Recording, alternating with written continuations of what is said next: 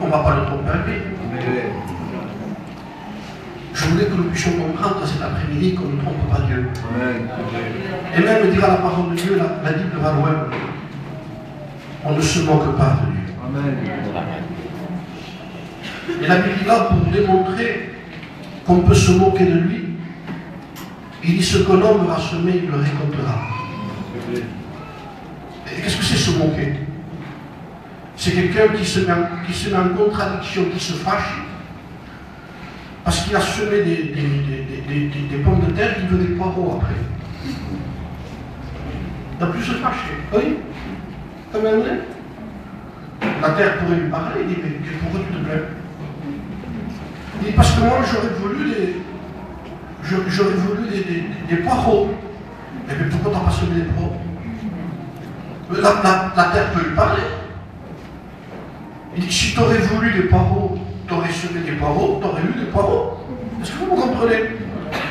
Alors que la terre pourrait lui dire, mais tu te moques de moi, quoi. Mais c'est pas un problème si la terre me dit, tu te moques de moi. Mais quand c'est Dieu qui nous le dit, il dit, mais vous vous moquez de moi, quoi. Se moquer de quelqu'un, c'est terrible. Est-ce que vous comprenez? Ne pas comprendre quelqu'un, c'est une chose. Faire une faute vis-à-vis de quelqu'un, c'est une chose aussi, on peut se repentir. Ou je n'ai pas compris, j'ai pas compris, Seigneur, j'ai pas compris, excuse-moi, je n'ai pas compris. Bon alors je sais que j'ai fait la faute, je viens trouver la personne, je dis, excuse-moi, je demande pardon, j'ai fait une faute. Mais se moquer de quelqu'un. Vous comprenez? Se moquer de lui, ça veut dire comment? Tu ne te repens pas. Tu ne dis même pas que tu t'es trompé. Tu te révoltes. Tu te plains. On se plaint de la situation. Mais la Bible dit, vous vous moquez de moi, quoi. Alors là, c'est la pire des choses qu'il puisse avoir. Loin de nous, Seigneur, de nous moquer de toi. Loin de nous, Seigneur, que surtout, nous soyons vrais vis-à-vis de Dieu. Amen. Vous savez, on est ce qu'on est par la grâce de Dieu. Mais appelons les choses comme elles sont. Amen. Chaque chose a son nom. Je disais à un frère tout à l'heure, je ne peux pas boire ma soupe avec du sopalin. Et je dis, ça ne marche pas. Je m'en mets partout. S'il y a un frère qui est à côté, on me dit, c'est pas avec ça, mon petit, que tu peux manger. Il y a une cuillère à côté. Alors la Bible dit, c'est normal que tu te trouves dans cet état. Il y a des choses qui sont chacune à leur place. Il ne faut pas se moquer de Dieu. Ce que l'homme aura semé, il le récoltera. On ne peut pas toujours semer. Je disais à un frère, on ne peut pas toujours semer. Je crois qu'il y en a beaucoup qui disent ça. On ne peut pas toujours semer. Les gens attendent que... Qu'est-ce que tu vas semer? Il y a un temps où il faut récolter. Et nous avons récolté ce que nous avons semé. Il y en a qui disent, si on peut se payer, normal. Mais c'est normal. C'est normal. Comment voulez-vous qu'on soit bien si ce livre n'est plus notre livre à nous? Amen. Oui. Comment voulez-vous qu'on puisse en sortir? Comment? Il dira la parole de Dieu. Comment? C'est une question. Avec un grand point d'interrogation. Comment le jeune homme rendra-t-il pur son sentier? Parce que Dieu veut qu'on soit pur. Hein? Attention, hein? Le Seigneur vient chercher l'église pure. Hein? Seigneur passe en tant que gitane de Oubel. On reste tous là. Hein? L'église qui est enlevée, c'est l'église qui est pure. Hein? Amen. Amen. Amen. Donc c'est tout à fait normal qu'on ne s'en sorte pas. Pourquoi? Parce que la Bible dit, comment le jeune homme rendra-t-il pur son sentier? Mais il y a une réponse à poser, en se dirigeant d'après ta parole. Amen. Mais on ne peut pas se tromper. J'avais marqué des pensées, je n'en ai fait pas à Béziers dernièrement. C'était des pensées qui venaient comme ça, je disais, je marquais, c'est pas un message particulier, mais je marquais ça, on se trompe de route. C'est bien. Si je ne le dis pas, comment on fait? Non, ça va, réunion. Si c'est pas vrai,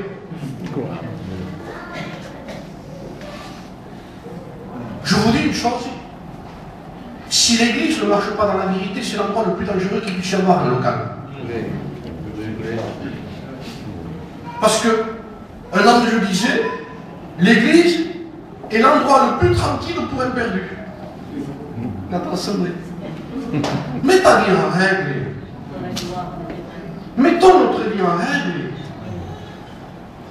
On ne s'en sortira pas si on ne se met pas en règle. Oui. Deus cogitano. Dieu est Dieu. Il y a des moyens dans la parole de Dieu pour se mettre en règle. J'ai lu un texte qui m'a fait du bien. Je ne sais pas.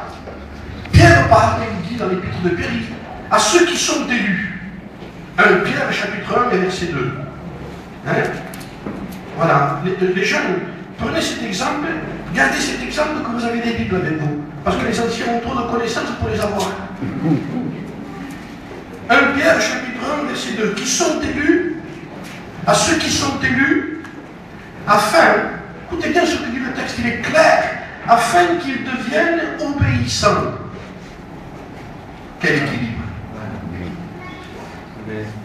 Je vais vous lire le texte qui pourrait être à l'envers. Non pas obéissants pour être élus. Ils sont déjà élus. Ça veut dire que tu peux obéir puisque je t'ai élu. Amen. Amen. Si je demanderais à quelqu'un d'obéir pour être élu, ce serait difficile. Comment on fait, Seigneur? Comment je le fais? Non, non, non, non. Je te sauve. Amen. Et maintenant que tu es sauvé, je te demande d'être obéissant. Qui est une preuve de ton salut. Qui est une démarche normale de ton salut. Qui est normale pour celui qui est sauvé. Parce que quelqu'un qui est sauvé devient obéissant. Mais alors, c'est les œuvres alors. Je ne te dis pas les œuvres, puisque je te dis que tu es sauvé déjà. Amen. Nous, on n'est pas le brigand sur la croix qui est en train de mourir, il ne peut pas descendre pour obéir, il va mourir. Donc il est sauvé, mais il ne peut pas être obéissant dans tout ce que la Bible dit, puisqu'il ne peut pas descendre de la croix. Mais s'il aurait descendu de la croix, ben, il aurait obéi à tout ce que le Seigneur lui demandait de faire.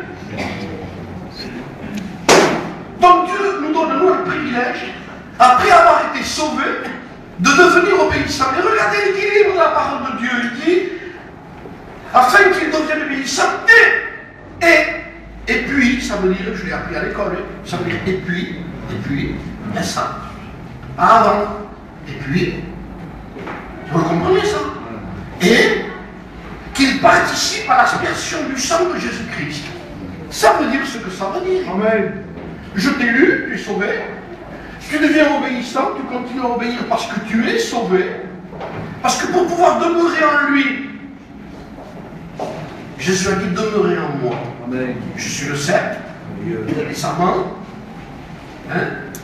Celui qui demeure en moi et moi en qui je demeure, il porte du fruit. Donc il dit demeurer en moi.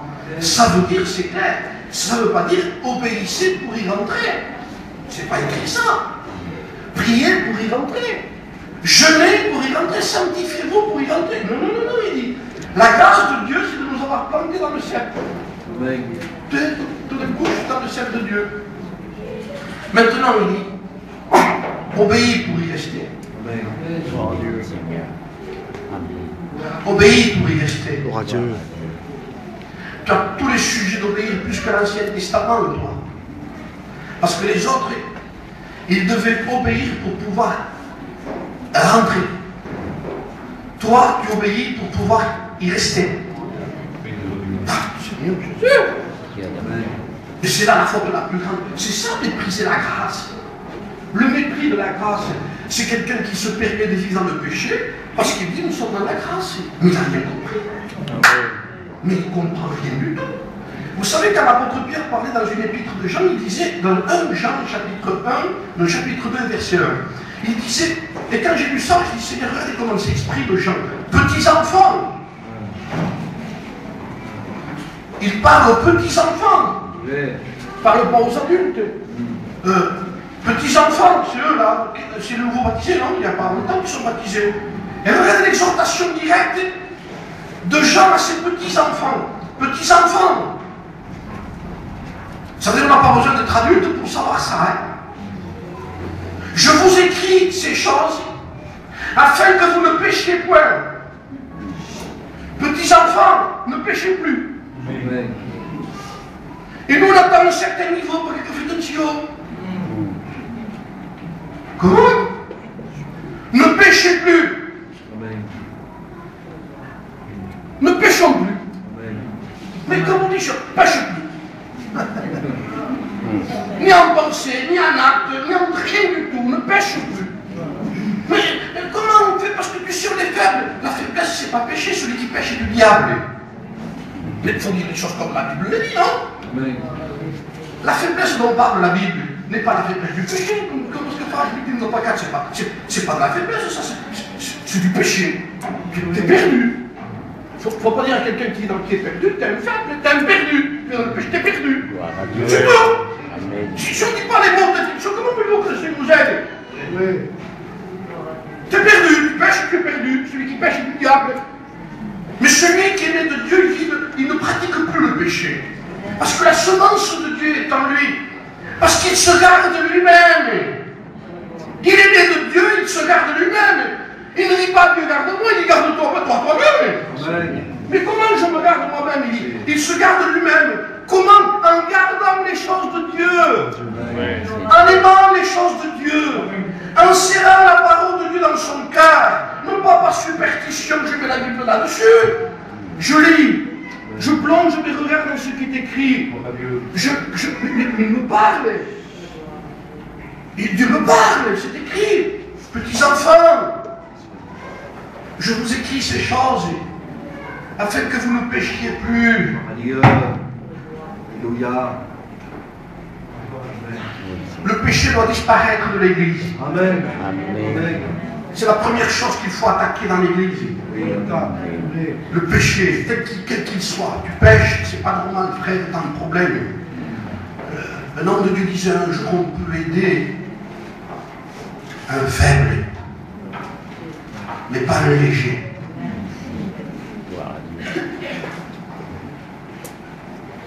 Un faible, aidez-le. Il ne veut pas, aidez-le. Il ne peut pas, aidez-le. Mais un léger, qui a le verre, pas tout ça, du bien, regardez, il n'y a aucune part avec eux. Dors! Comment? Tu dis que le péché c'est rien, crucifié pour nos péchés, défiguré. Comment? Mais comment on peut faire? Eh bien, on se repose la question. Amen. On reprend nos Bibles. Amen. On va prier, on va chercher Dieu. On va demander. C'est pas la peine de vous des évangélistes, des pasteurs, des docteurs, faites venir qui vous voulez. On peut trouver la solution nous-mêmes. Amen. On le sait, hein. Parfois, quand on écoute quelqu'un qui prêche, oh là là, maman, t'as vu ce qu'il a dit? Ouh, tu ne le savais pas alors.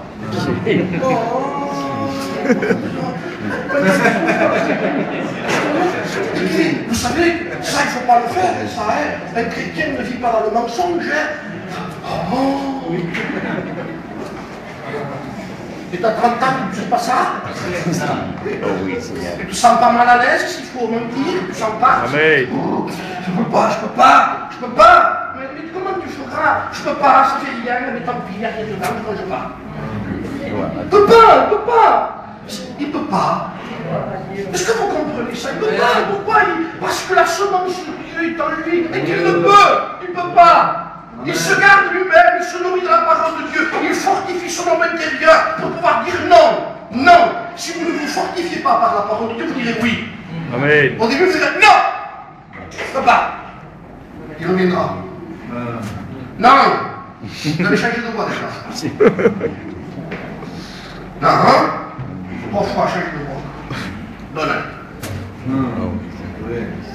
Quand c'est que tu brases, faux. Faux, archi faux. C'est là où le peuple n'a plus la foi. Parce qu'on ne croit pas que Dieu est capable de nous nourrir aujourd'hui. Alors on cherchera des moyens. Et on cherchera autre chose pour que Dieu nous bénisse.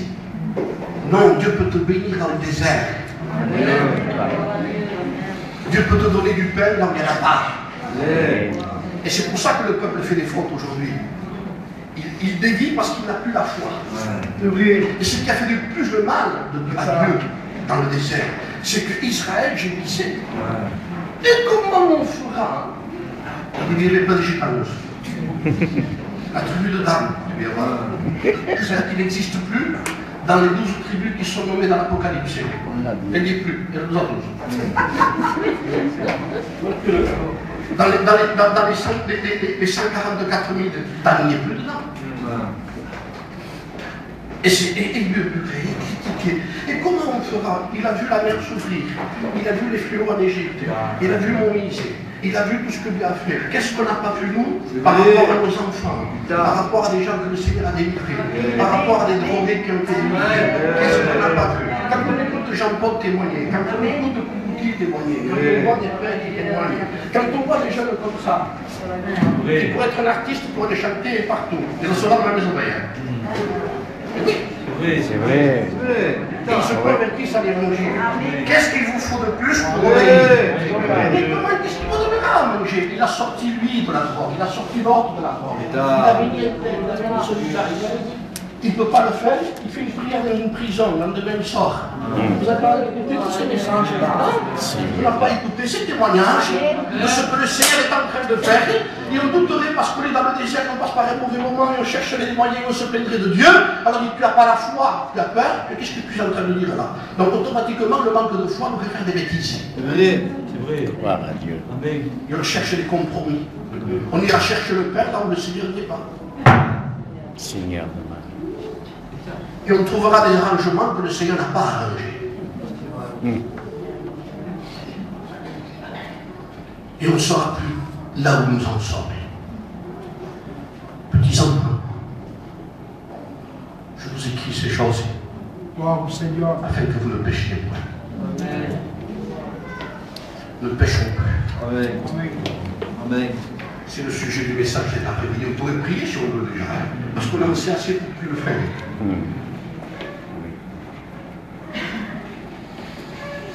Qui sont élus. Qui sont élus afin qu'ils deviennent obéissants et qu'ils participent à l'aspersion, à la continuité, le sang qui continue, à nous purifier sans cesse de tout péché. Vous retrouvez la même expression en accord avec Pierre et Jean. Pierre et l'épître de Jean. 1 Jean, chapitre 1, et je le lis pour vous. Écoutez ce qui est écrit. Je crois que c'est 1 Jean, chapitre 1, et verset 7. Je crois que c'est ça. Hein. J'entends une derrière, ça veut dire c'est ça.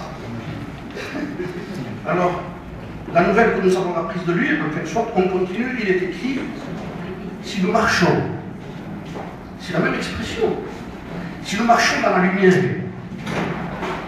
on veut la clarté, Seigneur. Amen. gloire à Dieu. Amen. Amen. Seigneur, on veut la lumière. Amen. On ne peut pas dire j'aime Jésus si on n'aime pas la lumière. C'est vrai. La lumière. Comment on peut séparer Jésus de la lumière? Je veux la lumière.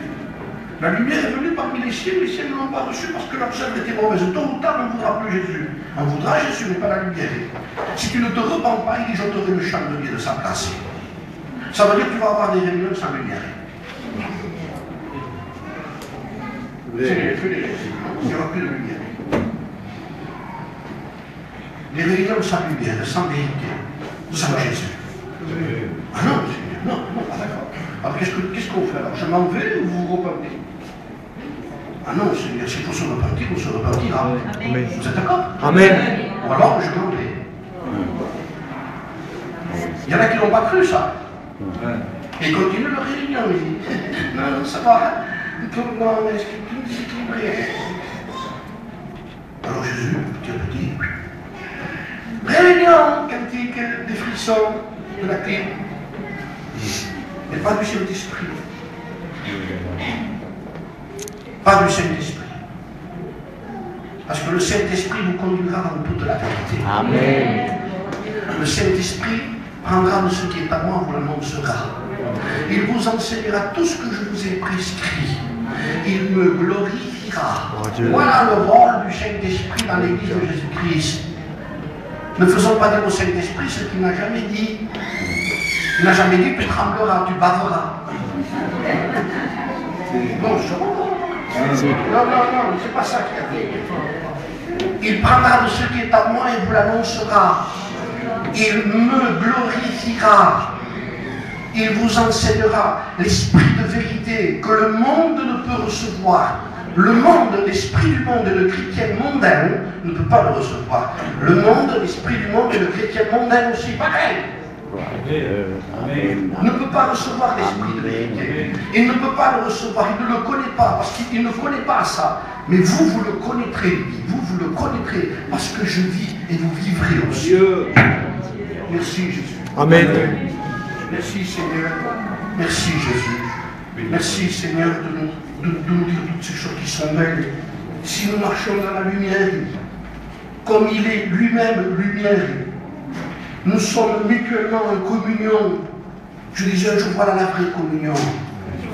La communion, ce n'est pas le choix de frère, c'est la lumière qui fait le choix. Gloire à Dieu. Moi, je me sens bien avec lui, il vit dans la lumière, lui. On n'est pas en communion avec lui, il peut être en communion avec lui. Parce que, ou alors, je suis pas pris dans les ténèbres aussi. Alors, il y a des réunions dans les ténèbres. Il y a des communions qui s'appellent des communions, qui paraît-il, mais qui sont dans les ténèbres parce qu'elles ne sont plus dans la lumière. Ce qui fait notre communion, ce n'est pas une communion simplement locale. Comme je disais, il y en a qui veulent insistent pour entrer dans le local. Ils veulent être là. Voilà. Mais ce n'est pas le local qui est important, c'est l'Église universelle. Dans cette lumière, si moi j'y rentre dans cette lumière-là, je suis en communion avec tous ceux qui sont dans la lumière. C'est tout. C'est là-dedans que je suis, là et la lumière, je suis là-dedans. Automatiquement, il y a Jésus qui est là-dedans, la lumière qui est là-dedans. Et avec tous les gens qui sont là autour, je suis en communion avec les frères qui sont là-dedans. Ma communion s'établit par rapport à l'endroit où je suis, avec la personne avec qui je suis. Et je suis la lumière. Adieu. Et là, il dit, et encore une fois, conclusion, et le sang de Jésus-Christ, son Fils, nous purifie de tout péché là. Là. Si on ne sait pas quand est-ce que le Seigneur vient, on sait là où il vient quand même. Si on ne sait pas quand est-ce qu'il vient, on sait là où il vient. Il vient là. Il vient chercher l'église là. Comme un lys au milieu des épines. T'aimer ma bien-aimée, ça veut dire à 1 millimètre du lys, tu es une épine. On n'est pas loin, nous, hein. T'es une épine. Il faut savoir se promener. Ce qui nous permet de savoir que nous sommes en communion les uns les autres et que le sang de Jésus-Christ me purifie de tout péché, c'est que je suis dans la lumière. Et dans la lumière, je ne peux pas accepter le péché. Je n'accepte pas le péché. Pourquoi? Parce que la lumière me permet de dévoiler le péché. Qu'est-ce que c'est cette pensée que j'ai eue? On peut avoir dans cet endroit une pensée qui vient, un acte qui peut se faire. Et tout d'un coup, Seigneur, qu'est-ce que je fais? À partir du moment où on pêche, on sort de là-dedans. Je ne suis plus là. Je suis à côté. Qu'est-ce qui me remet là-dedans? Des dizaines de réunions.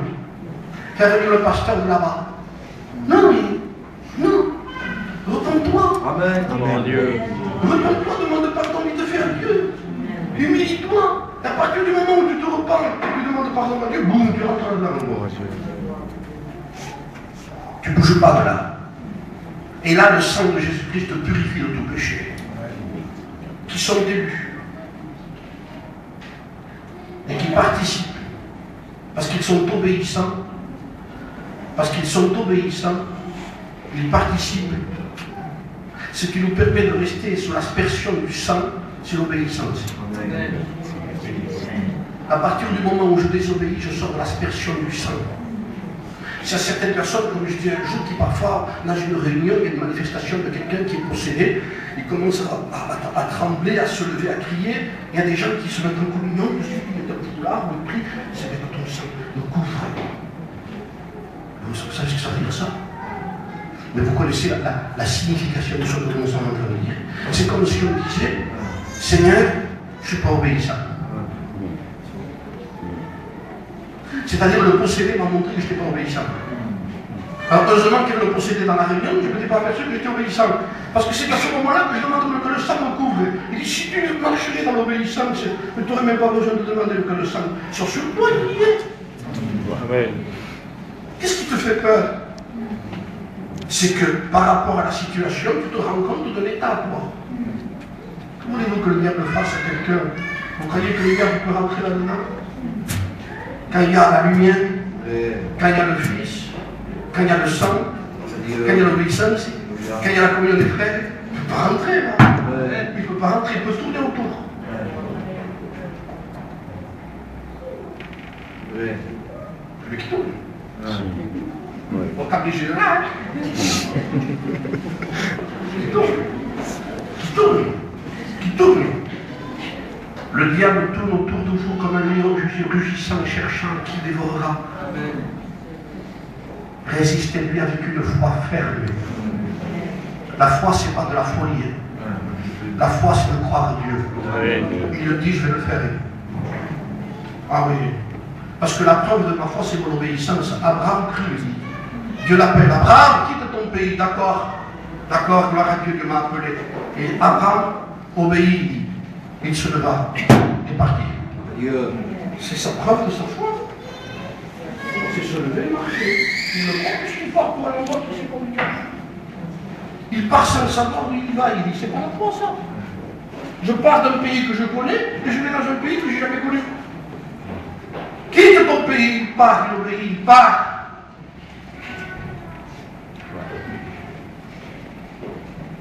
Le Seigneur est en train de nous montrer, tout simplement, que le Seigneur habite dans un endroit, une lumière inaccessible.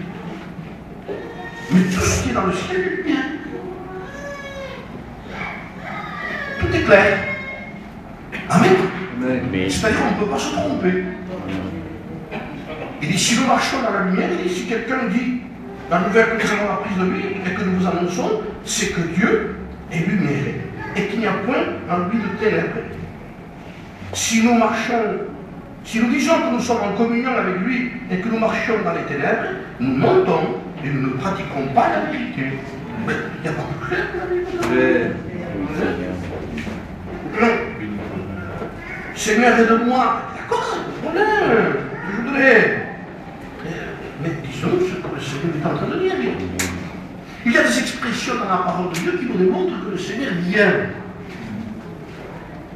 Et il y a des exemples dans la parole de Dieu qui nous démontrent que le Seigneur est en train de venir chercher son Église, la sienne. À un moment donné, dans la révélation de l'Apocalypse, le Seigneur dit à Jean, l'ange lui parle, il dit, viens que je te montrerai l'épouse, la femme de l'agneau. Viens, je vais te la montrer.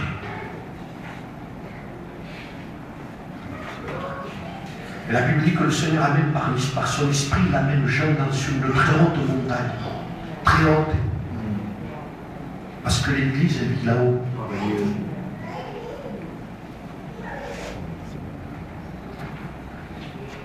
D'une source qui est pure, elle devient polie par rapport à ce qu'elle est en bas. Oui. Elle a descendu, les hommes ont payé, ont mis les pieds dedans, ils ont sali. Alors on dit, mais t'as vu, l'évangile est sale par rapport à ce qu'on entend. On entend de tout aujourd'hui. Même, dira l'apôtre Saint Paul, ce qui ne s'entend pas parmi les païens, on l'entend dans les églises d'aujourd'hui.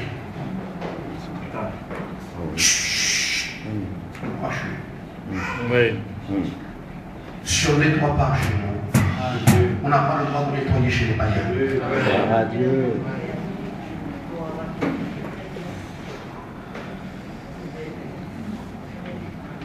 Bien, mais je te montrerai l'église où elle est. Il amène sur une très haute montagne et lui montra la Nouvelle Jérusalem, qui est symbolisée comme l'église aussi. Alors, d'un éclat, d'une lumière, d'une clarté, d'une transparence, c'est nous. C'est nous. C'est nous. Mais tu crois que c'est possible d'arriver? Mais comment c'est possible d'arriver? Il est arrivé à la croix. C'était ça, le sommet Il est arrivé à la croix. Dit plutôt que certains se plaisent encore dans le péché. Disons plutôt qu'encore on se convient à rester comme nous sommes. Il y a des expressions du retour de Jésus-Christ et l'apôtre Saint Paul va s'exprimer comme s'il serait presque la voix de Jésus. Comme s'il dirait, voilà, je viens vous chercher. Ou je viens vers vous. Écoutez ce qu'il dit dans 2 Corinthiens, chapitre 12, et verset 20.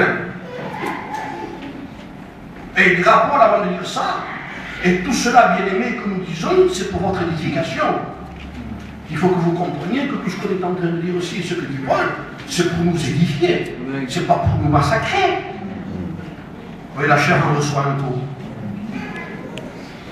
Ah, c'est sûr et certain. Hein? Ne la consultez pas, surtout pour prier, pour dire, comme j'ai demandé de prier. Vous n'êtes pas, si vous la consultez, jamais, vous n'avez jamais oublié. Et elle veut critiquer. Ah, qu'elle aime ça. La Bible dit que le rapporteur, c'est des friandises, des bonbons. Alors quand quelqu'un est rapporteur par rapport à d'autres, que c'est grave par là, ça. Ils se donnent des bonbons entre eux. Goûte celui-là de bonbon. Goûte cette critique de la part de celui-là, de ce chiffre, de ça. Écoutez, si on sait qu'il y a des choses, vous pouvez arranger après. Non, non, mais le pot terrible, au bout d'arranger des problèmes chez nous. Je ne comprends plus. Les hommes dans le monde arrangent des problèmes. Moi, j'ai connu des anciens qui affrontaient des problèmes de 2 familles qui c'était la ruine. Mon grand-père était un homme de fait. Il faisait réconcilier les foyers. Et, pardonne-moi, quand on est ici du chalet, ton fils, là, c'est pas normal ce qu'il fait. Il a arrangé, il se portait garant de la réconciliation de ses foyers. Et pas l'Église aujourd'hui. Paul s'exprime. Il dit, je crains de ne pas vous trouver. Parce que Paul vient à Corinthe. Mais Jésus vient à l'Église. C'est beaucoup plus grave. C'est vrai. Et il dit, je crains de ne pas vous trouver avant l'arrivée, comme si c'était le Seigneur qui revient, tel que je le voudrais, et d'être moi-même trouvé par vous tel que vous ne le voudriez pas. Parce que peut-être les gens de Corinthe auraient voulu que Paul soit plus mou. Alors il dit, je crains de trouver. Il y a toujours cette crainte de Paul, de trouver des querelles, de la jalousie, des animosités, des rivalités, des médisances, des calomnies, de l'orgueil, des troubles. En un mot, je crains de trouver dans l'Église ce qu'il y a dans le monde.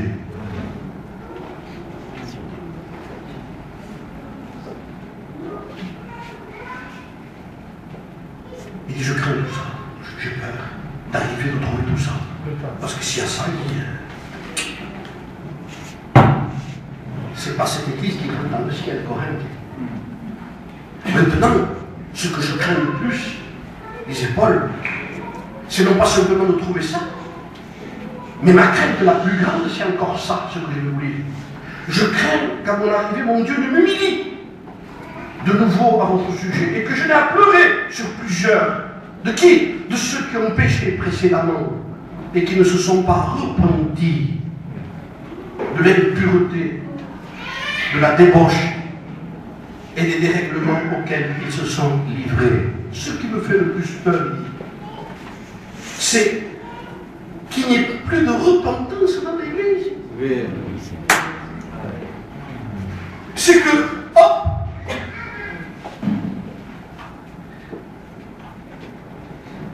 il ne peut pas y avoir de vraie repentance si autant et cela est possible, je le dis bien, s'il n'y a pas de réparation dans la repentance.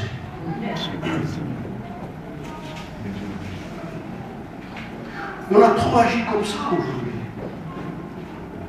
On sort la poussière d'un côté pour la mettre sur la moquette de l'autre côté. Alors après notre réunion, je la sors de là, je la remets là. Mais il y est toujours.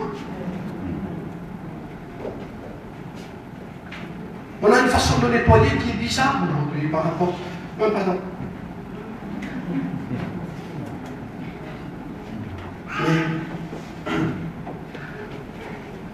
Zaché, lorsqu'il veut rencontrer Jésus,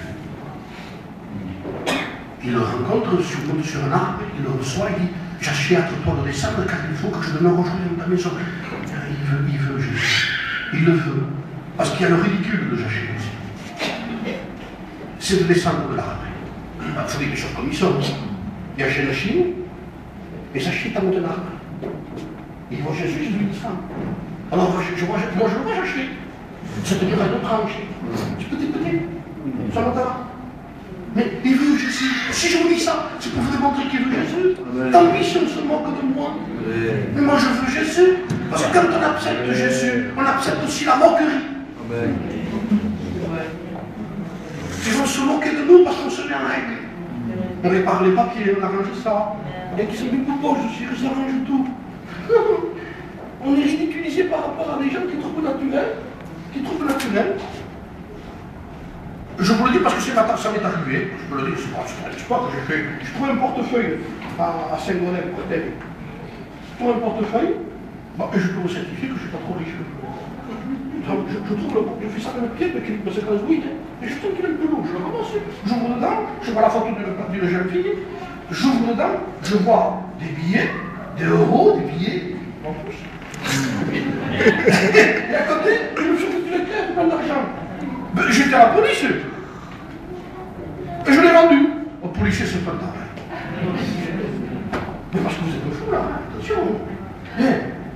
On est fous par rapport au monde. C'est la folie de la prédication de la croix. Parce que la folie de la prédication de la croix, c'est de faire des choses contraires à ce que le monde fait. Eux marchent comme ça, pas nous. Eux parlent comme ça, pas nous. Tu ne te défends pas, ami de bord. Seigneur, pourquoi tu as dit ça? Pourquoi tu n'as pas dit ça? Parce que moi, je suis chrétien. C'est vrai, c'est vrai. Amen. C'est vrai, amen. Comment je ne peux pas répondre comme tu le dis, toi, ma soeur Chanel. Et oui, ta sagesse avec la mienne n'est pas la même. Donc, on arrive à la folie des choses. Mais Zaché voulait Jésus. Donc ils descendent, ils courent devant, ils courent. Et Jésus derrière. Et les gens, quand tu le vois venir, qui va vers la maison de Zaché. Oh, tu rentres chez lui.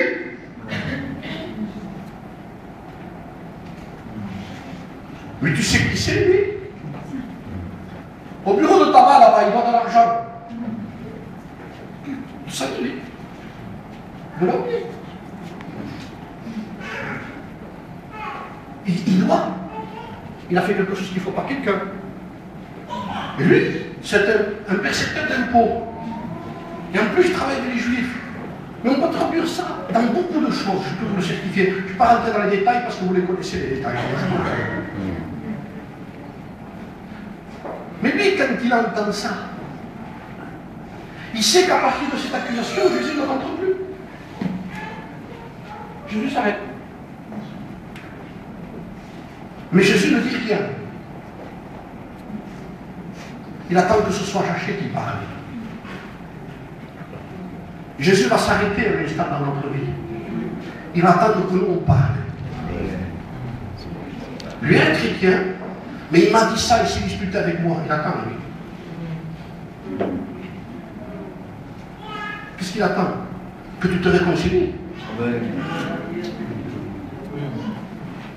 Dans mon témoignage, je vais demander pardon.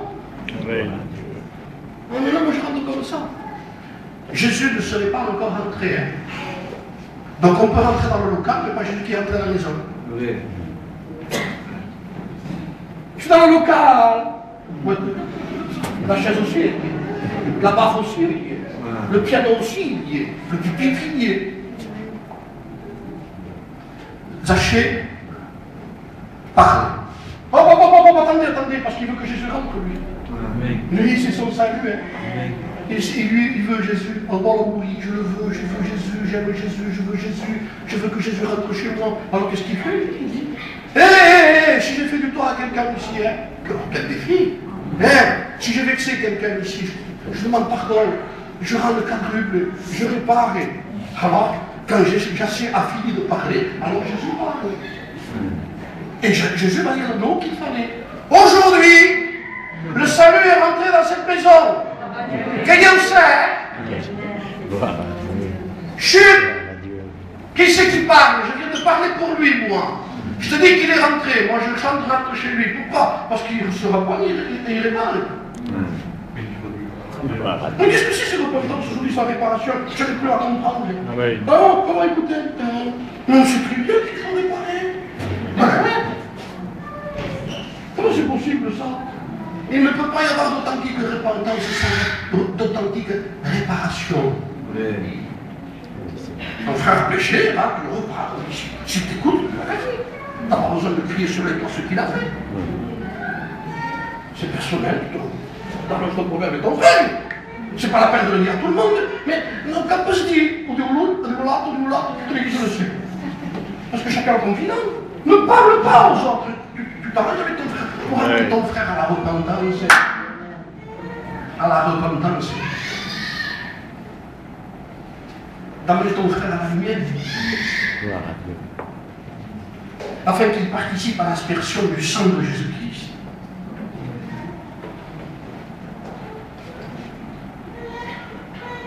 Je crains les épaules. Quand mon arrivée dans mon Dieu de lui, parce que je comprends plus ce qui est en train de se passer. Alors ce qui va arriver, c'est que si on ne rentre pas dans les conditions de Dieu, on peut poursuivre nos réunions. Et je peux vous certifier qu'on n'a pas besoin d'être quelqu'un d'étrange pour pouvoir poursuivre la réunion tout en étant en désobéissance. David, un jour, a décidé de transporter l'arche d'un endroit chez lui. Je ne sais pas si vous avez lu les psaumes de David. Moi, quand je lis les psaumes de David, je dis Seigneur, mais quelle connaissance de Dieu à cet homme. Quelle inspiration pour connaître Dieu. En plus, si vous prenez le psaume 119, il ne parle que sur la loi de Dieu. Tout ce que dit la loi, tout ce que dit la parole de Dieu, la loi, la parole de Dieu, il la connaît. Et un jour, c'est écrit dans le livre du roi, si mes souvenirs sont exacts, dans le livre des Chroniques plutôt. Il dit qu'un jour, David décida, si vous le trouvez bon, un Chronique chapitre 13, David a un conseil avec les chefs, avec tous ceux qui étaient avec lui, si vous le trouvez bon, à toute l'assemblée d'Israël, si vous le trouvez bon, cela vient de l'Éternel, ramenons l'arche chez nous. Les choses de Dieu chez nous. Et un peuple est d'accord. Mais entièrement d'accord, ramenons les choses de Dieu, parce que je ne voulais pas être trop long. Mais le départ de l'arche, c'est que l'arche a été prise par les Philistins.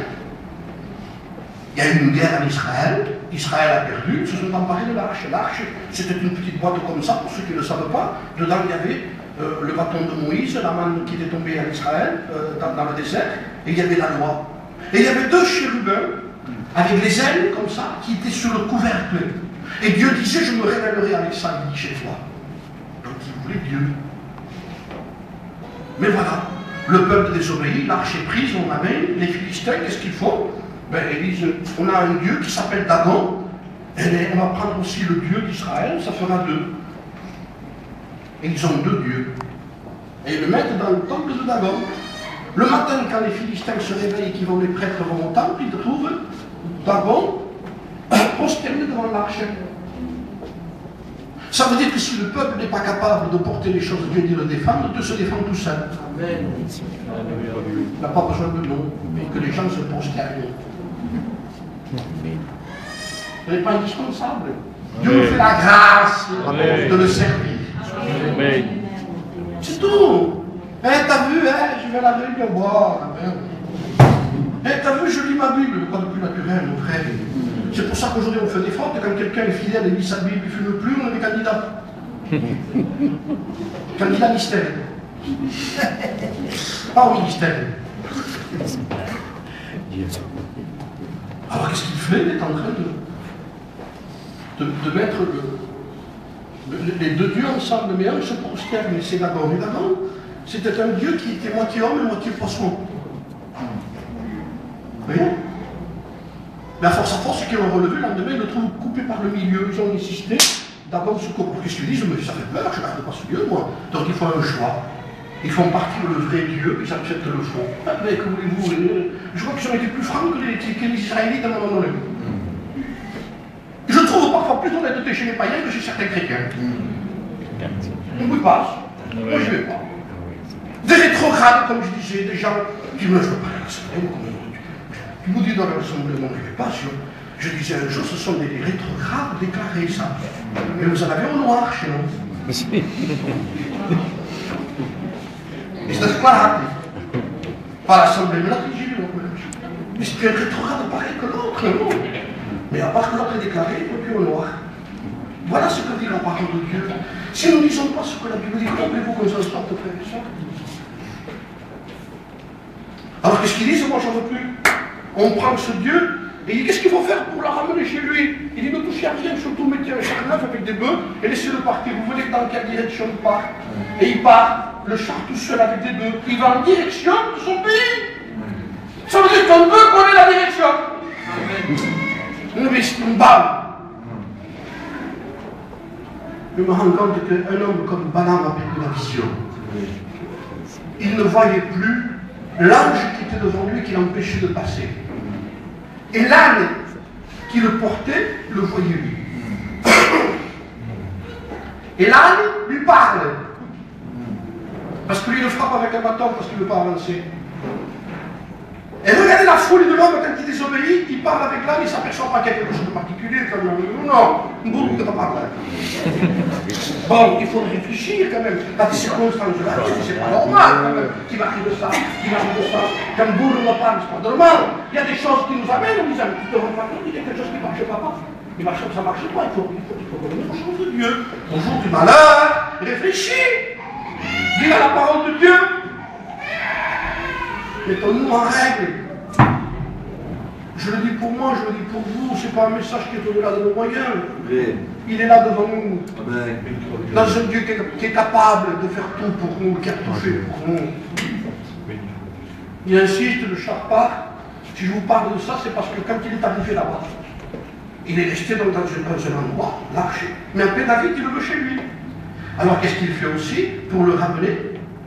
Il prend un char, il prend des bœufs, et il commence à partir avec le char et les bœufs. Et il y a une réunion formidable, parce que la réunion, vous vous rendez compte, il y a David qui chante les cantiques devant, il y a David qui pousse des cris vers Dieu, il y a tout ce qu'il faut pour que ce soit une bonne réunion. En plus David, là, qui chante des cantiques et qui danse devant l'archer. Mais la Bible dit qu'à un moment donné, le char arrive dans un endroit qui s'appelle l'ère du Kidon. C'est un endroit, ça s'appelle comme ça. Mais cet endroit a un nom particulier. Ça veut dire grande destruction. C'est pas du hasard quand même que cet endroit s'appelle comme ça. Ça veut dire qu'à un moment donné, on va arriver à un endroit où il va y avoir une grande destruction. On va subir des graves problèmes si on ne prend pas en considération les choses de Dieu et la vérité de Dieu. On ne se moque pas de Dieu. Si je ne suis pas à ce niveau, je demande pardon à Dieu. Il y a des moyens de revenir à Dieu. C'est accessible à tous. Mais n'acceptons pas la désobéissance. N'acceptons pas le péché. Est-ce que vous comprenez ça? Notre peuple peut refuser le mal. Nous avons la possibilité de le faire. Lorsque le peuple d'Israël était en Égypte, il était imposé par le diable. C'était Pharaon qui dominait. Mais quand il est sorti d'Égypte, il n'avait plus le pouvoir de le dominer. Il était sorti d'Égypte. Donc il n'était plus sous l'esclavage de Pharaon. Mais donc le diable n'était plus là. Alors s'il était encore là, mais dans quel moyen? Non pas de lui imposer, mais de lui proposer. Entre imposer et proposer, c'est différent, non? Avant il dit, tu manges ça. Tu es obligé de ne pas autre chose, il fallait qu'il mange parce qu'il était dans son pays. Mais proposer, ça veut dire, tu veux manger ça? Je dis, ouais, non. Tu veux, ça veut dire, si tu veux pas. Si tu veux pas, tu me le dis. Alors il y résistait lui, en face, avec une foi ferme. Amen. Résistez-lui à lui, pas au Seigneur. Au Seigneur, la Bible dit, soumettez-vous donc à lui. Soumettez-vous à Dieu. Résistez au diable, il fuira loin de vous. Là, on a toutes les possibilités pour ça. Disons plutôt qu'on ne veut pas. C'est mieux. Il arrive à cet endroit, et la Bible dit que les bœufs commencent à faire pencher l'arche.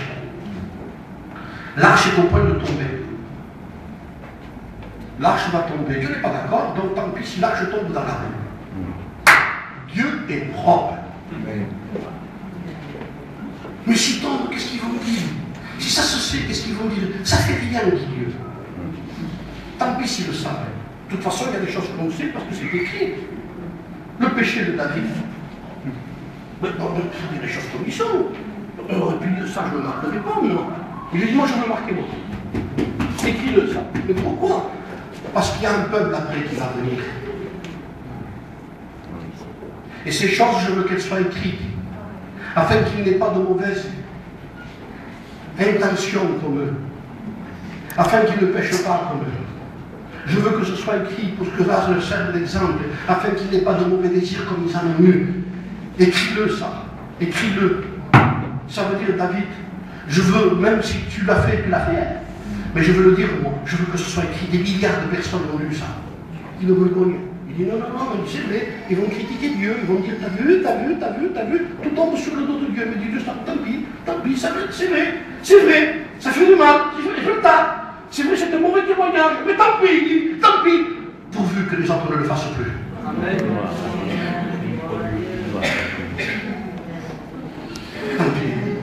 Tant pis s'ils vont se moquer de moi. Tant pis s'ils vont brûler l'église dans la poussière. T'as vu l'église, hein? C'est le service tout que ça passe de l'église. Frère, c'est un désastre. Je vous le dis parce que je parcours un peu les églises. On entend des choses, mais c'est pas possible. Mais qu'ils ont crié, mais qu'est-ce qui est en train d'arriver? Je crois qu'il faut que nous reprenions un renouveau. Amen. Amen. Amen. Chacun a sa place. Amen. Mais résistons au diable. Amen. Amen. La Bible dit que l'église primitive était tellement dans l'obéissance et la soumission que le peuple n'osait même pas se joindre à eux, tenait une peau de se joindre à eux. Le peuple les regardait de loin. Quand les chrétiens étaient réunis, le peuple regardait de loin et dit, on ne peut pas y aller là-bas, c'est trop sain là-bas. Logiquement, quand un chrétien arrive dans une zone glorieuse, s'il est respectable, les gens se taisent, s'ils disent des choses qu'il ne faut pas. Mais si le chrétien c'est un rigolo, les gens continuent et ils plaisantent, ils disent des choses qu'il ne faut pas.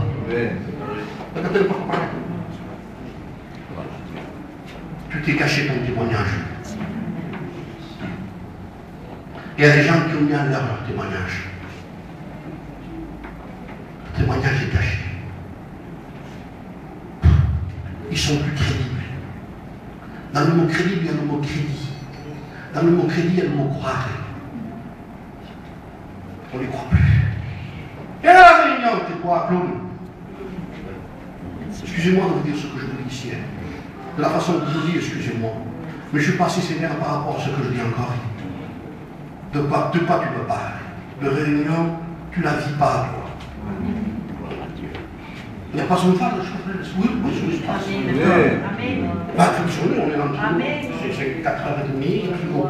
Il y a un phare. Et là, il faut que presque dire, il ne faut pas marcher avec Dieu. Je ne sais pas pourquoi vous allez compliquer la mystère. Le monde n'est pas pareil, ça vient de ne pas marcher avec Dieu. Mais autre part, moi, mes frères, autre part. Fais autre chose. Un homme, tu dis, si tu peux être boucher, charcutier, pâtissier et boulanger, fais-le. Mais si tu veux être un chrétien, fais un chrétien hier. Dis ce que tu es. Je demandais ce matin, tu n'as pas une boulangerie, par là, moi, dis pas ça par là, tu passes à l'autre, il est derrière. Où se le fait? Je me matin. J'ai passé derrière, une boulangerie aussi, oui, un croissant. Mais j'ai été là, on m'a renseigné, il n'y a pas un chrétien par là. Or, à Damas, il y avait un disciple. Et Dieu connaissait sa rue. Il dit pas, tu peux aller là-bas, pourtant pour voir un jour à la réunion, j'ai des quelqu'un. Non, non, non, il dit, il y a un disciple, il s'appelle Ananias, il habite à la rue droite. À la gauche. Voilà. Là, je connais l'adresse. Dieu connaît les adresses particulières de tous les chrétiens. Et le diable aussi. Il dit, je veux que celui-là se convertisse plus jamais. Je vais le conduire vers elle, là-bas. Vers un tel. Et l'autre parle avec. Et là, comme c'est déséquilibré, il dit n'importe quoi, il a un mauvais témoignage. Et il devient un disciple de cette personne. Plein de mauvais, plein d'ivrés, plein de promesses. Seigneur Jésus, ça n'avait pas assez. Moi, il y a quelque chose qui me tourmente dans mon cœur. Je ne suis pas un ange, je ne suis pas rien du tout, je suis un frère parmi vous, mais qui arrive à des moments donnés où quand je lis, je me dis, mais c'est pas ça! Mais qu'est-ce que nous sommes en train de vivre alors? Vivons la parole de Dieu. Tu es d'accord? Ça me fait plaisir. Ah ben je suis content. Je suis content de moi aussi parce que je suis d'accord. Je suis d'accord avec la parole de Dieu. Je suis d'accord de reformer nos voix. Je suis d'accord de revenir sur certaines choses. Je suis d'accord de reprendre les choses en main. Je suis d'accord que les frères reprennent les choses en main aussi. Il y a des gens qui disent stop, stop, stop. Tu veux te repentir, on va t'aider. Tu as vu ton péché, tu le laisses, on t'aidera. Mais si tu veux rentrer avec ton péché, tu vas dehors. Gloire à Dieu. Que ce soit Gloire à Dieu. Mais moi, je suis un serviteur de Dieu. Encore plus. Parce que dans une montre, si elle donne la fausse heure, si je passe mes temps, elle trompe par rapport. Je me trompe moi-même. Là, c'est 4 heures, 5h moins 20. Et moi, ma montre, c'est 1h15. Et j'ai le temps, moi, j'arrive en retard, je me suis trompé. Ça, c'est un chrétien, une montre. Mais un pasteur. C'est une horloge. Gloire à Dieu. Quand elle ne donne pas l'heure, elle ne donne pas l'heure à tout le monde. Parce que les gens font ça. Quelle heure il est tout le monde? Il est en haut. Grande Chine.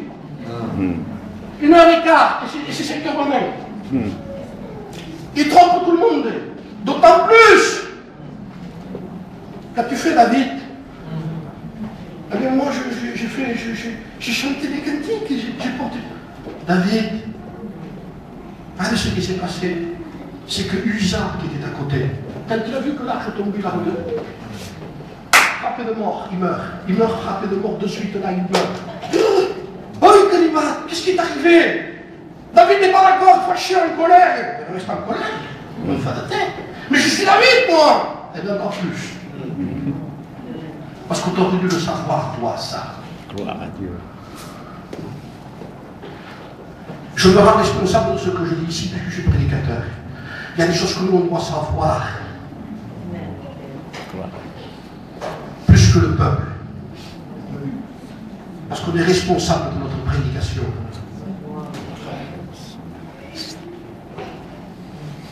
Il faut que nous, on soit au-dessus par rapport à la connaissance des choses que Dieu veut. Usa est frappé de mort. David est en colère. Il ne veut plus l'arche chez lui. L'arche rentre dans la maison de notre homme, dans notre juif. Dieu bénit la maison de ce juif. Parce que les choses de Dieu, c'est une bénédiction. Mais comment ça se fait qu'il est arrivé ça? Bien, tout simplement, je vous l'explique. Parce que David a imité les Philistins pour porter les choses de Dieu. Il a pris un char comme eux, des bœufs comme eux. Il dit, si ça marche, c'est eux, il y a l'atmosphère. De quoi? Si il y a l'atmosphère de style de cantique, tu te régales. Le char est porté à la manière des Philistins. Je vous certifie, je ne suis pas le prophète, on va payer. L'ère de Kidon n'est pas loin. La grande destruction, je vous le dis, peut-être on peut en rire si vous voulez, c'est vrai de la façon que je le dis peut-être. Mais c'est vrai. Dieu ne laisse rien au travers. Je veux que la crainte de Dieu s'empare de moi. Amen. Seigneur, donne-moi ta crainte. Donne-moi ton respect. Que je ne fasse pas de la grâce un prétexte de vivre selon la chair. Amen. Que je ne mette pas la grâce en des systèmes de désobéissance où Dieu passe la main. Le mal est le mal.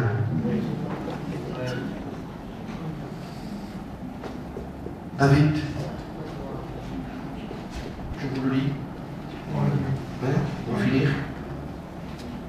Allez ce qu'il dit. Il dit qu'après cela, chapitre 15, 1 Chronique, il préparait une place à l'arche de Dieu. Il se prépare à nouveau pour recevoir les choses de Dieu. Quand le Seigneur est en train de nous parler sur quelque chose, parfois il ne faut pas simplement que se lever à la peine pour que ça s'arrange. Il faut préparer les choses. Ça va durer combien, je ne sais pas. Un mois, 15 jours, 3 jours. rentrez, monsieur? Ça fait longtemps? Il dit non. Vous rentrez ce soir? Bon, par précaution, il dit, on vous gardera le soir, puis on repartira le lendemain.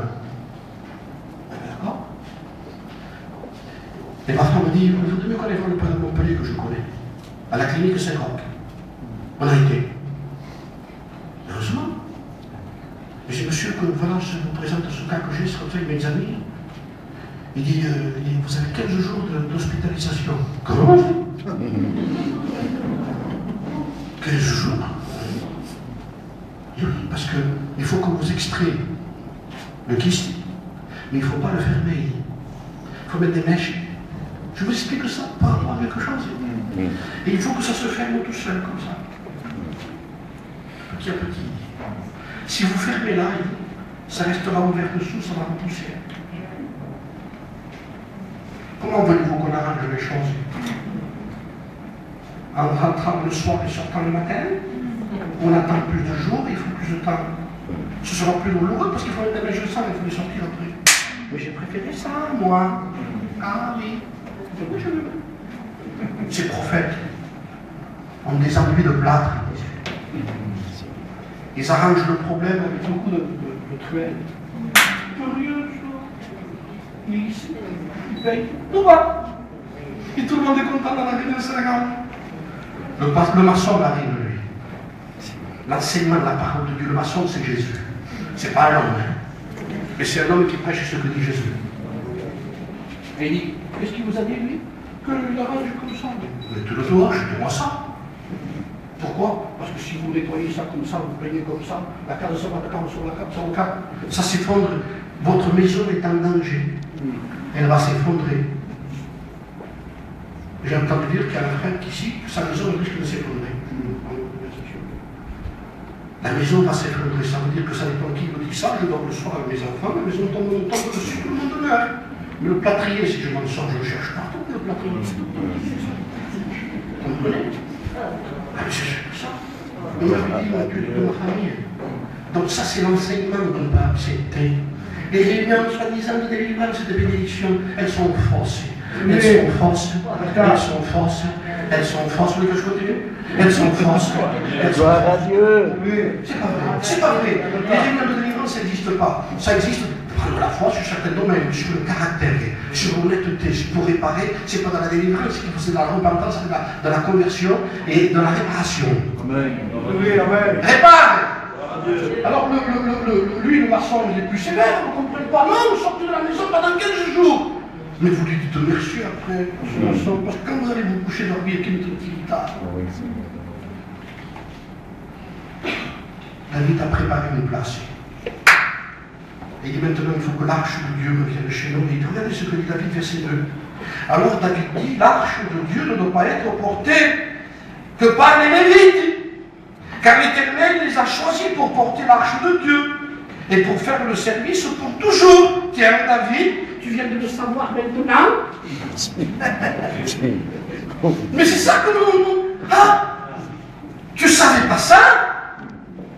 Que les choses de Dieu, c'est pas un bœuf qui doit les porter.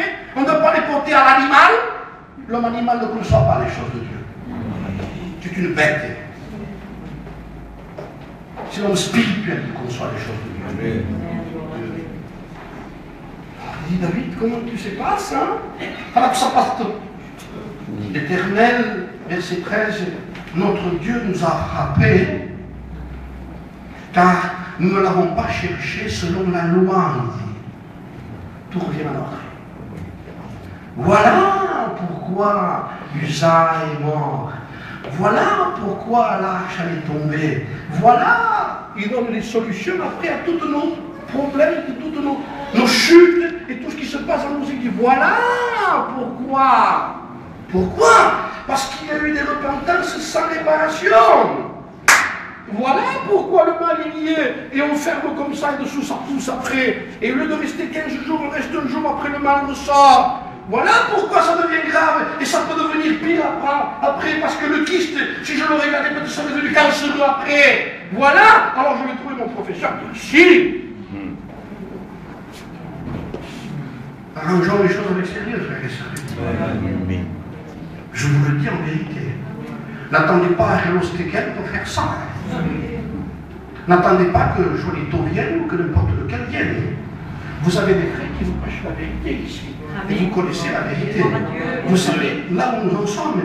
Vous savez que ce livre, il ne faut pas l'avoir chez nous comme une relique et frapper un enfant pour que parce qu'il le jette par terre. Respecte-le, toi, ce livre-là. Lis-le. Lis-le, hein. Lis-le. Heureux celui qui lit, hein.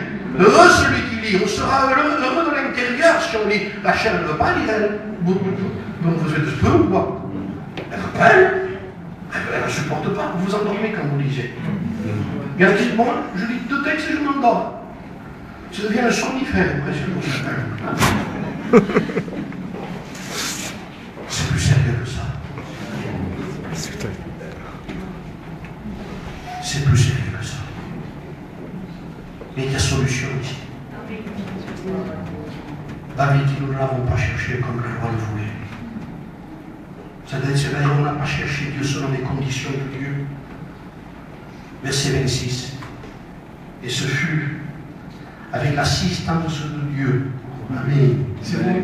Moi, j'aime ça. Tu peux faire ce que tu veux, mais si tu n'y es pas, ça ne sert à rien non plus. Alors ne cherche pas à le faire par rapport à la loi, tu t'en sortiras pas parce que tu n'y arriveras pas. C'est fait avec l'assistance de Dieu. Que les Lévites portèrent l'arche de l'alliance de l'Éternel. Je crois que si nous prenons en considération ces quelques exhortations qui vont continuer, qui se poursuivent dans nos cœurs, parce que vous savez, Dieu ne parle pas pour rien dire non plus. Et il sait qu'il y avait des cœurs aussi que cet après-midi, ils ont préféré. Amen. Seigneur, remets-nous sur les voies droites. Que la vérité et la pureté soient l'objet de nos pensées, Seigneur. Si on a des soucis, des tracas, il dit, ne vous en faites pas, il dit, apportez-moi-les. Vous avez des soucis, des problèmes, des difficultés, des soucis, apportez-moi-les. Priez, il dit. Quelqu'un est-il dans la souffrance, on va dire, quelqu'un est-il malade? Quelqu'un est-il malade, qu'il appelle les anciens, qu'il fasse un chose d'huile. Mais la souffrance, ce n'est pas la maladie. Il y a parfois des souffrances qui sont pires que des maladies, mais qui causent capace, qui nous apportent du souci, la famille qui ne se convertit pas. Il y en a des choses qui nous amènent des souffrances, oui ou non? Eh bien, il dit, si quelqu'un souffre et qu'il prie, et aujourd'hui, on dit, chantez! Non, il faut prier. Maintenant, quelqu'un est dans la joie, qu'il chante des cantiques. Mais si j'ai des souffrances, je les confesse à Dieu, ensuite je suis dans la joie, je chante des cantiques. Non. Mais si j'ai des problèmes, comment voulez-vous que je chante? Si j'ai besoin de prier, d'amener mes problèmes à Dieu, ça ne se fait pas dans l'église. Il y a certains qui apportent ici à l'église un poids terrible, parce qu'ils viennent de prier ici. Il y a des prières qui ne se font pas dans le local ici. Ça se fait chez vous seul. Et les prières longues, vous savez, parce que c'est pas au maître que le Seigneur a des prières, c'est au poids. 3 mètres de prière, non, c'est pas au maître moi que je regarde les choses, c'est au poids des choses. Un mot seul, c'est suffisant, parce que ça pèse. Donc c'est pas à la longueur, c'est au poids. Donc ne cherchons pas à faire des prières qui commencent et qui disent non, comment m'expliquer. Et il y en a qui ont plus envie de prier. Vous savez que je dis la vérité, parce que ça arrive à Béziers de toute façon. Et comme cette église ressemble beaucoup à l'autre, elle est née ensemble. Donc on comprend que ça ressemble un peu. Donc je vous dis qu'il y a des prières qui ne sont pas ici, des prières trop longues, vous savez. Donc ça veut dire que chacun va avoir sa vie particulière avec Dieu. Et là, on lui apporte tous nos soucis. Même on peut dire à Dieu, je ne supporte plus un tel, Seigneur. Oui. Il m'énerve. Qu'est-ce qui m'arrive? Ne l'accusez pas lui, n'accusez pas un tel à l'autre, accusez-vous vous-même. Comment ça se fait qu'il m'arrive ça?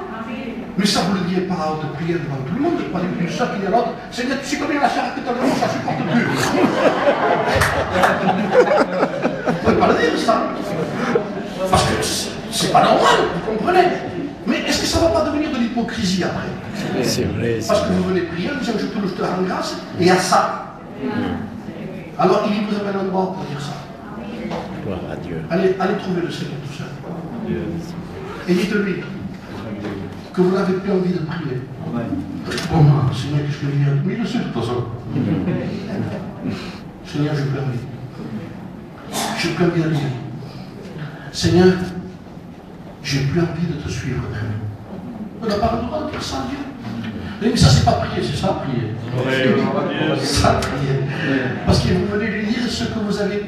Oui. Et même peut-être, si mon mari se déconvertirait, ça m'irait bien parce que j'ai plus envie de suivre. Je suis mon mari, mais je ne suis pas à la réunion de toute façon. Je suis à lui, je le suis. Parce que si tombe, je vais passer une mauvaise vie.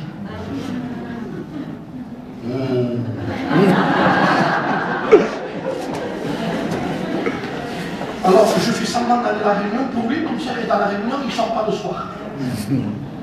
Mais vous, où vous allez avec Dieu alors? Si vous n'avez pas le droit pour dire ça à Dieu, comment voulez-vous qu'il vous aime? Cherchons un endroit. Amen. Les sœurs et les frères, cherchons un endroit. Gloire à Dieu. Amen. On puisse rencontrer Dieu seul. Et on puisse lui dire tout. Sont comme ça, dit j'ai des soucis, Seigneur. Ça me tracasse, ça, et ça, et ça, et ça. La situation de l'Église. Le pasteur est tel, la femme du pasteur, tout ce que vous voulez. Pas de tout, Seigneur. Je suis fatigué. Je suis fatigué, Seigneur. Alors le Seigneur dit, venez à moi, vous tous, qui êtes fatigués, cherchez. Venez à moi, n'allez pas à côté. Et je vous donnerai de l'autre. Faites ces prières, mon sang. Et ensuite, dans l'église, vous n'aurez plus besoin de faire ces prières. C'est vrai ce que vous allez dire à Dieu. Je te rends grâce, Seigneur. Je te remercie pour le moment que je passe ici. Bénis ma soeur, bénis elle à la porte le réveil, Seigneur. Bénis ton serviteur. Bénis notre église. Et ça suffit. Parce que vous avez prié chez vous. Donc vous n'avez pas besoin de citer tout, parce que quand il y a certaines personnes qui croient que si tu ne cites pas tout, Dieu ne sera pas l'église. Tu n'as pas besoin, ma soeur. Parce que si toi tu ne le dis pas, l'autre à côté va le dire. Mais c'est pas vrai. Tu dis Amen, c'est comme si toi tu l'aurais dit. C'est ça le mystère du corps. Tu ne peux pas tout dire à Dieu. Bénis tel, bénis ceci, bénis cela. Il y en a un qui prie pour tout le monde. Un jour, j'ai un petit peu pour un mort et tout.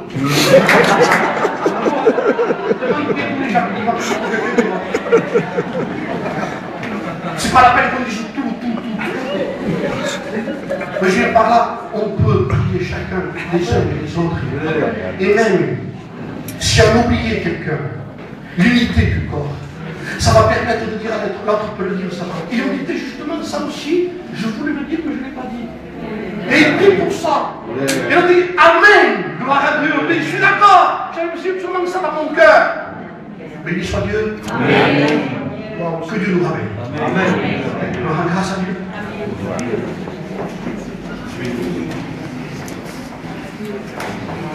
Béni Dieu.